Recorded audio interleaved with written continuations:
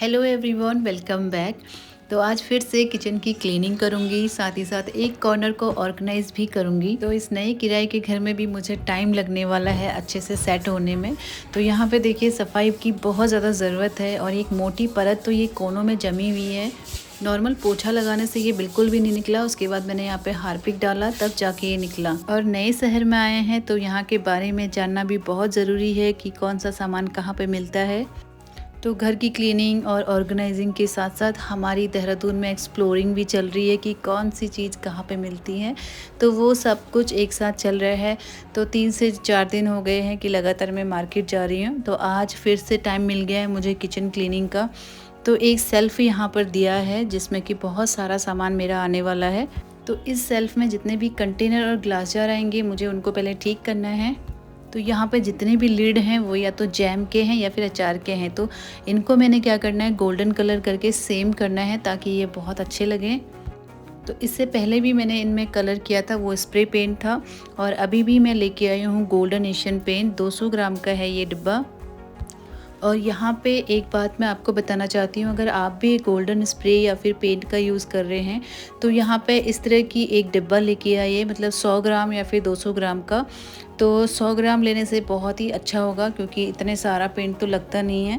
तो यहाँ पे देखिए ये वाला जो पेंट है उन्होंने मुझे बताया था जहाँ से मैंने ये लिया था कि स्प्रे पेंट जो होता है वो काला पड़ जाता है, मतलब एक टाइम के बाद वो काला पड़ने लगता है। लेकिन जो इस डिब्बे में आता है वो काला नहीं पड़ता है और काफ़ी अच्छे से शाइन करता है। और मेरे एक्सपीरियंस के हिसाब से भी ये बात बिल्कुल सही है। जितने भी चीज़ों में मैंने स्प्रे पेंट किया था वो हल्की काली पड़ने लगी हैं। और मैंने ये जो गोल्डन कलर है जिसमें डिब्बे में मिलता है वो मैंने अपने मटकों में किया था, वो अभी भी वैसा ही है। तो मुझे लगता है कि हमें जो डिब्बे में मिलता है वो ले लेना चाहिए। और साथ ही साथ उसकी जो क्वांटिटी होती है ना वो भी बहुत ज़्यादा होती है और काफ़ी लॉन्ग टाइम तक ये चल जाता है। और बाकी बचा पेंट हम लिड को लगाने के बाद करेंगे ताकि फिनिशिंग अच्छी आए।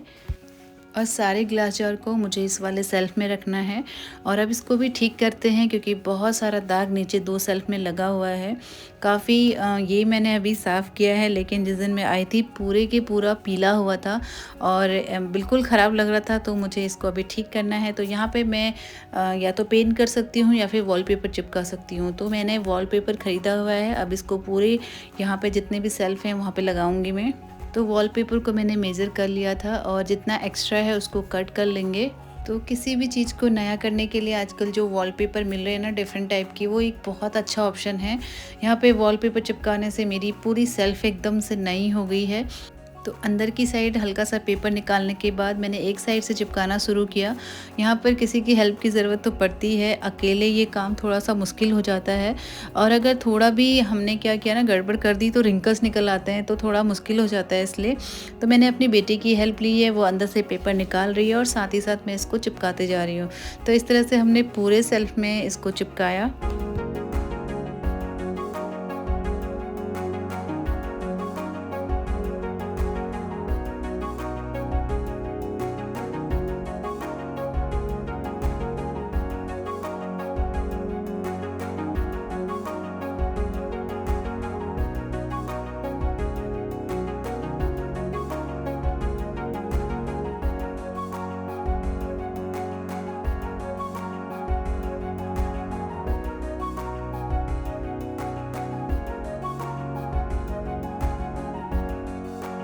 तो नीचे के 2 सेल्फ में मैंने ये वॉलपेपर को चिपका दिया। और अब इन सारे ग्लास जार को लगा लेंगे इस सेल्फ में। तो यहाँ पे लगाने के लिए अब ऑर्गेनाइज़र चाहिए। ऑर्गेनाइज़र के लिए मैं यूज़ कर रही हूँ इन डब्बों का।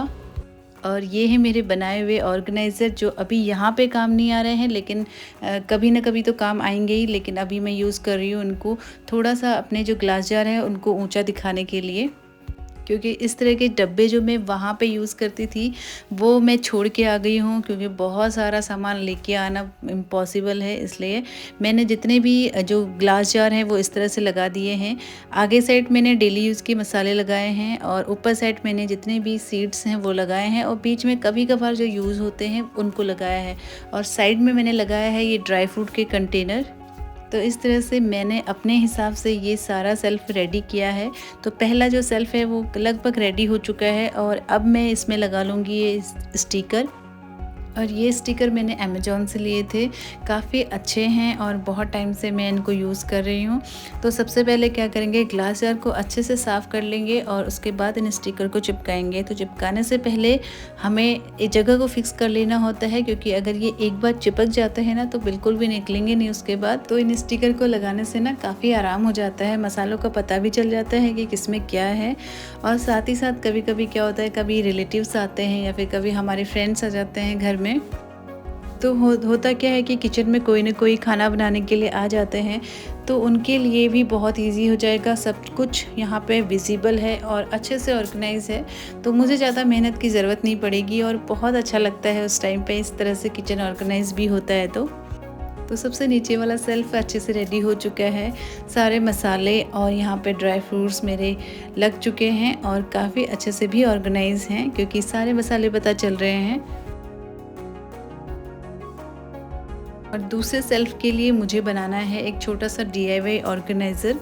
तो मुझे इसको ठीक करना है और इसके लिए मुझे कुछ नहीं करना है, बस वॉलपेपर को कट कर लेना है इसके साइज़ का और इसमें चिपका देना है। तो मेरे किचन में जो भी काम होता है या फिर जो भी जुगाड़ होता है वो सिर्फ बजट में ही होता है। तो अब मैं ये किसके लिए बना रही हूँ वो आप आगे देखिए। तो फ़िलहाल तो इसमें सिर्फ वॉलपेपर चिपका लेना है।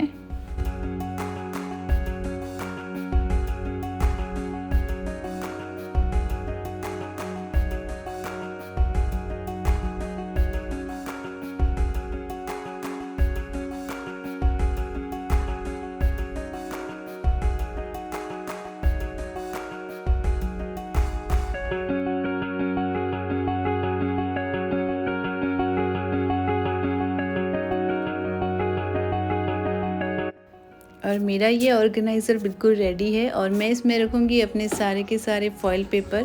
तो यहाँ पे बटर पेपर, फॉइल पेपर, साथ में क्लिंग रैप, ये सब चीज़ें मैंने एक ही यहाँ पर डिब्बे में रख दी हैं।